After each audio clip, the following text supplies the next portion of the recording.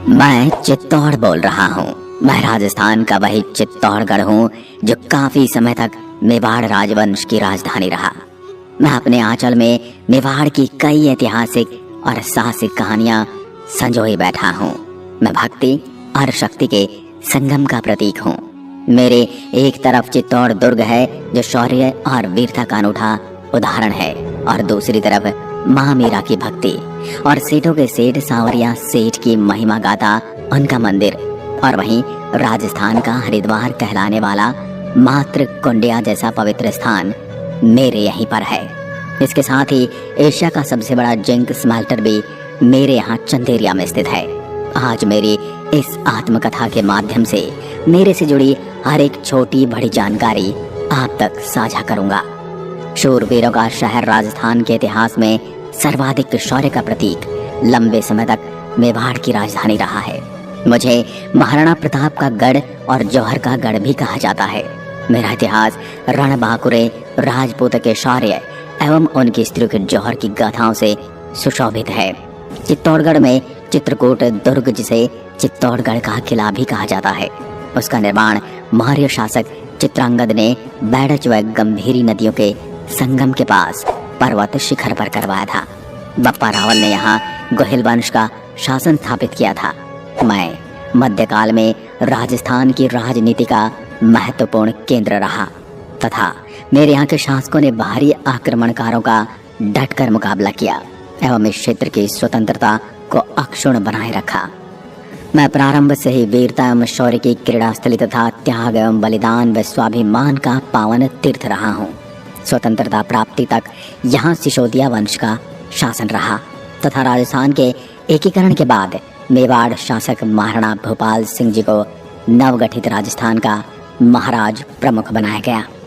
मेरा कुल क्षेत्रफल 10,856 वर्ग किलोमीटर है, जिसमें से 1120.75 वर्ग किलोमीटर वनीय क्षेत्र है। मेरे पड़ोसी जिलों की बात करें तो उत्तर में भीलवाड़ा, पूर्व में मध्य प्रदेश, दक्षिण में प्रतापगढ़, पश्चिम में उदयपुर व उत्तर पश्चिम में राजसमंद जिला है। मेरे को राजस्थान का गौरव खिजराबाद, मुझे शक्ति और भक्ति के प्रतीक के रूप में भी जाना जाता है। शक्ति के बारे में तो आप पिछले दुर्ग के वीडियो में देख ही चुके हैं। आज मैं आपको भक्ति की ओर लेकर चलता हूँ। मेरे यहाँ का प्रमुख मंदिर के बारे में संक्षिप्त जानकारी देता हूँ। तुलजा भवानी मंदिर। अगर आपने चित्तौड़गढ़ दुर्ग विजिट किया है तो इसके अंतिम द्वार रामपोल से दक्षिण की ओर तुलजा भवानी माता का मंदिर है, जिसका निर्माण उड़ना राजकुमार पृथ्वीराज के दासी पुत्र बनवीर ने कराया था, जिसने महापन्ना के लाडले चंदन को मार दिया था। इसी के पास पुरोहित जी की हवेली भी स्थित है। मात्र कुंडिया राशमी। चित्तौड़गढ़ जिले के राशमी पंचायत समिति क्षेत्र में स्थित हरनाथ परा ग्राम के पास बहने वाली चंद्रभागा व बनास नदी के किनारे स्थित यह तीर्थ मेवाड़ का हरिद्वार कहा जाता है। यहाँ पवित्र जल में अस्थियां प्रवाहित की जाती हैं। यहाँ हरिद्वार की भांति प्रसिद्ध लक्ष्मण झूला भी है। श्री शनि महाराज आलीधाम। कपासन चित्तौड़गढ़ में स्थित शनि महाराज का मंदिर। यहाँ एक प्राकृतिक तेल के 4 कुंड हैं, जिसमें शनि महाराज को चढ़ाया गया तेल इकट्ठा होता रहता है, जिसका उपयोग चर्म रोगों के उपचार में किया जाता है। और यहाँ पर 9 ग्रह देवताओं का मंदिर भी बना है, जिसमें उनकी अलग अलग मूर्तियां लगी हैं। यहाँ पर आने वाले भक्त अपने चप्पल यहीं पर छोड़कर जाते हैं, जिससे मंदिर के बाहर चप्पलों और जूतों का ढेर लगा रहता है। समिद्धेश्वर मंदिर चित्तौड़गढ़ दुर्ग। यह मंदिर 11वीं शताब्दी में मालवा के परमार राजा भोज ने बनवाया था। यहाँ प्राप्त शिलालेख के अनुसार महाराणा मोकल ने 1428 ईस्वी में इसका जीर्णोद्धार सूत्रधार जैता के निर्देशन से करवाया। यह शिव मंदिर नागर शैली में बना है। इसे मोकल जी का मंदिर भी कहते हैं।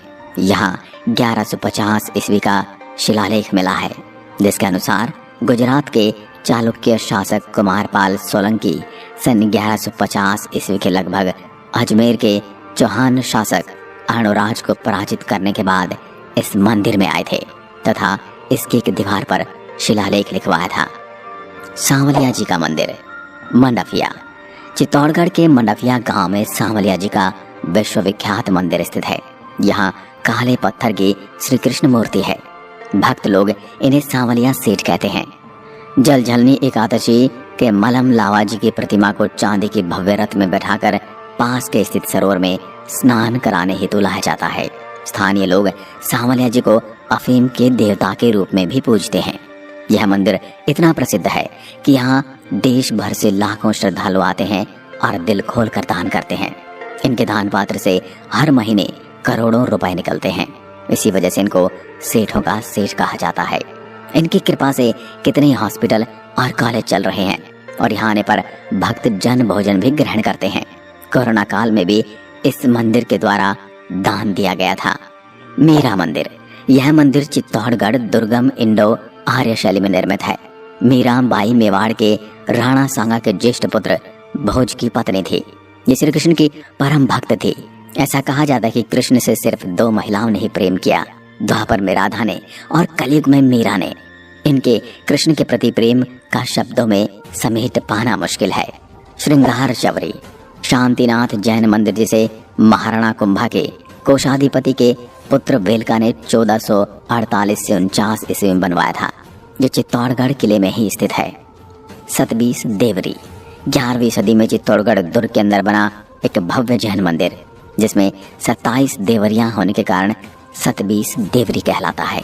चित्तौड़गढ़ का कुंभ श्याम मंदिर, 8वीं सदी में चित्तौड़गढ़ दुर्ग में कुंभ श्याम मंदिर व कलिका माता, मूल रूप से सूर्य मंदिर जैसे विशाल प्रतिहारकालीन मंदिरों का निर्माण हुआ। ये दोनों देवालय मेवाड़ में मंदिर निर्माण के वास्तुशिल्प इतिहास में रेखांकित किए जाने वाले कोश चिन्हों के समान हैं। ये दोनों विशाल मंदिर महामारू शैली के हैं। महाराणा कुंभा ने 15वीं सदी में कुंभ श्याम मंदिर का जीर्णोद्धार करवाया था। असावरी माता का मंदिर, चित्तौड़गढ़ की भदेसर पंचायत समिति के पास निकुंभ में असावरी माता का मंदिर है, जहां लकवे के मरीजों का इलाज किया जाता है। कहते हैं पोलियो और लकवे के ग्रस्त मरीज जब इस मंदिर में प्रवेश करते हैं तो वह स्वस्थ होकर वापस घर जाते हैं। शरीर के जिस अंग में पोलियो या लकवे की शिकायत होती है, ठीक होने के बाद भक्त उसके जैसे सोने चांदी का अंग बनाकर माता को भेंट करते हैं। आप जब भी इस मंदिर में जाओगे, आपको लकवा के मरीज हर समय दिखेंगे। मंदिर में दुर्गा पूजा, नवरात्रि, हनुमान जयंती के दिन विशेष पूजा अर्चना होती है और इस दिन माता के मंदिर में मेला भी भरता है। बाड़ोली के शिव मंदिर, उत्तर गुप्तकालीन यह मंदिर परमार राजा हुन ने बनवाया था। यह बामनी और चंबल नदी के संगम क्षेत्र में राणा प्रताप सागर बांध के निकट चित्तौड़गढ़ के भैंसरोड़गढ़ में स्थित है। इन मंदिर को सर्वप्रथम मंदिर प्रकाश में लाने के कार्य 1821 में जेम्स टॉड ने किया। इनका निर्माण 18वीं से 11वीं शताब्दी के मध्य हुआ था। यह 9 मंदिरों का समूह है। इसमें सबसे प्रमुख मंदिर घाटेश्वर महादेव के नाम से विख्यात है।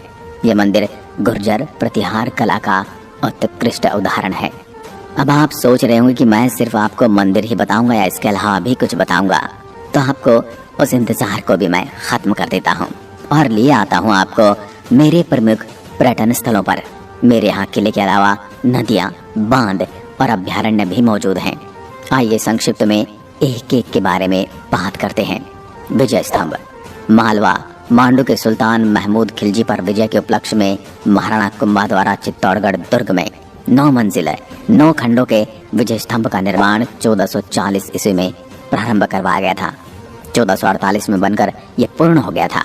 इस स्तंभ पर अल्लाह खुदा है और इसे भारतीय मूर्तिकला का विश्व कोश भी कहा जाता है। चित्तौड़गढ़ किला, राजस्थान का गौरव। यह भेद्य दुर्ग मूलतः मौर्य शासक चित्रांगज द्वारा बनवाया गया था। बप्पा रावल ने इसे शौर्य शासक राजा मान मौर्य से जीता था। गोहिलों ने नागदा के विनाश के बाद इसे अपनी राजधानी बनाया।